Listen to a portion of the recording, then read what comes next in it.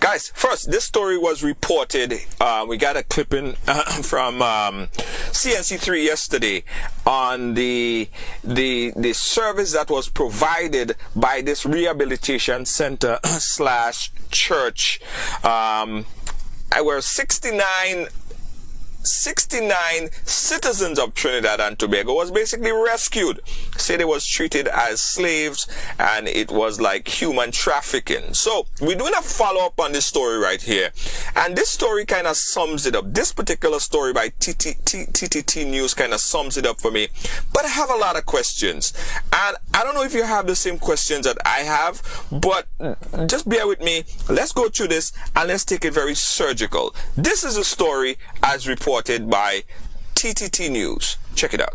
Relatives of the 69 people rescued from the Transformed Life Ministry Rehabilitation Center in Aruca expressed shock over the conditions in which their family members were being kept. TTT News cameraman Nigel Alexander spoke to several relatives who rushed to the area on hearing of the development. Crystal Wilson has this report. Large padlocks, thick chains, handcuffs and cages were just some of the cold images that greeted members of the Trinidad and Tobago Police Service as they swooped down on a well-known rehabilitation center in Aruca during the early hours of Wednesday morning. Among those rescued were 4 women and 65 men, all of them Trinidad and Tobago nationals.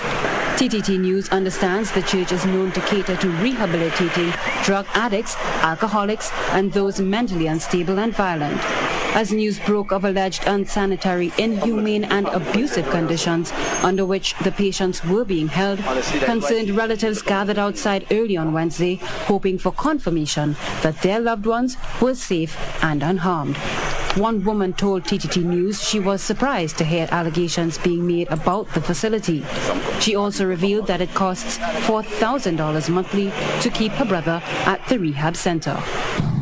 I'm in a state of shock. I can't believe, this taking place in there. If I had known, we wouldn't have put that boy there. Vashti said her brother is violent. That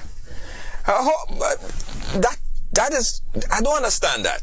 I don't understand that, right? So this rehabilitation center is a center that you send someone there, and I understand is basically people that are dealing with, problems, alcohol, drug, those type of things. So I get that, right? But here's what I don't get.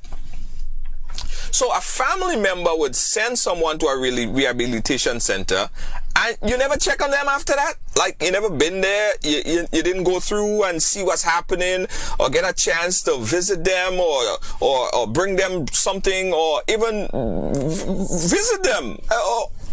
That didn't happen?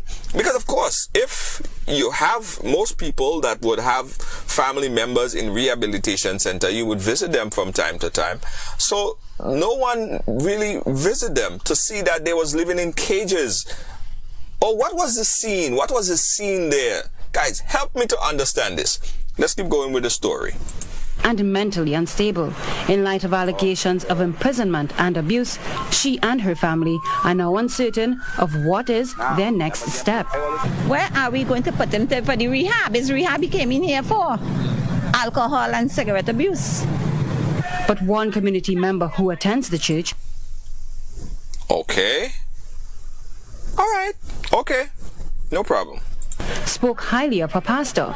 She said the arrested church leader has dedicated his life to assisting those in need and has done a lot for their community. Now keep in mind, the arrested leader, he basically he was part of the management of this facility. He was the pastor of the church, all right? He was the pastor of the church, and folks are saying, yeah, he was the one who basically, managed the operation that went on there.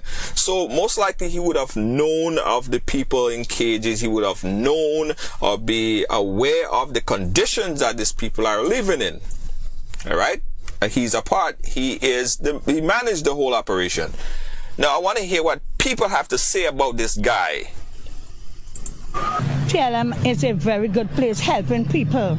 TLM is a place that's helping people. We have people on the streets who do, sometimes they go sentence, they don't like the, where they are, they chain up. So this is a place that parents, choose to bring their children. They get good healthy meal, bathing, preparing things in there. Very good. It's a very good place. Concerned. Okay, so I get that. I get that. So was it just like a compartment area where some of the inmates was treated badly, like some of the inmate was put in cage, and some of the inmates was treated in nice luxurious apartments and well-kept meal? Were there two areas of this? Because I want you guys to help me out here, because I don't understand the makeup, the framework of the operation there. So it seems, and I stand to be corrected on this, that possibly there are two areas of this. So it seems like there are different variety of treatments, because what I'm seeing here, what I just saw there with the cages and people in padlocks and the doors padlocked, it looks like people was treated like dogs, and it didn't look as if they was given good meals. So help me out here, guys. Let's continue with the story.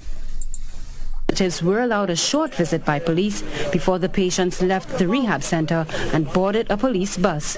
Others looked on sadly and chatted with those on board before they left. I tell them to put on no pay tablet. Write it down? Yeah. Yeah, no, they put it down, they write it down, the tablet, put on the arm. They will have them organized. All right, guys. All right. Now, KLM, again, there's a lot of things, Trinidad, I want you guys to help me out here with, right? Again, a lot of questions that has to be asked here. Again, the families, after you would have put your family member in a home, just imagine, and that's not the same situation, but just imagine you have an elderly home and you have a family member that you put into that elderly home. You would, of course, check out the facility, get a tour of the place and see, what kind of treatment people been getting. I would check them out a bit and see, just check it out a bit. But I'm not sure if the same was done in this situation, all right? So the family member seems like, your family, someone might normally that have probably went to St. Anne's, and St. Anne's is, they're possibly not sending people there anymore. So they send them to this private institution or rehabilitation centers at pockets around Trinidad and Tobago to get that type of treatment. And I'm also concerned that if the family never checked on these individuals, right? If the family never checked on this individual, I'm also hearing that these rehabilitation centers get funding from government. So then government is funding these rehabilitation centers. Now, does government have like an agency set up to check those institutions, to check that people are being treated humanely? So just nobody does absolutely nothing as it regards to checking on people in these rehabilitation centers.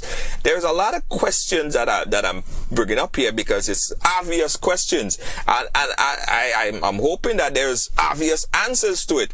So here's the first obvious questions. Family members who are out there, and I would like to get a chance to talk to you because I want to understand, was it a situation where you were never given the opportunity to visit your family, your brother, your sister, whatever other family member that you have in those institutions? Was it that you never given an opportunity to visit them, or you was prevented from going in?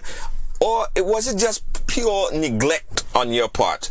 And government have a part to play in this as well. If you're funding an institution, of course, you have to know what exactly you're funding.